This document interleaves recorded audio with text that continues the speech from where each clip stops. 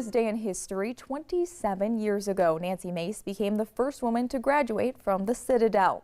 Mace and Kim Messer of Clover enrolled at the military college in 1996. They were the only two women to have been accepted and decided to attend the Citadel, paving the way for policies to be changed to accommodate women. In 1997, a year after Mace matriculated, Cadet Mandy Garcia, a cross-country and track runner, became the first woman to earn an athletic scholarship. Since then, women's varsity sports have grown to include cross-country, golf, rifle, soccer, volleyball, and track and field. In the spring of 2024, 13% of member corps of cadets were women.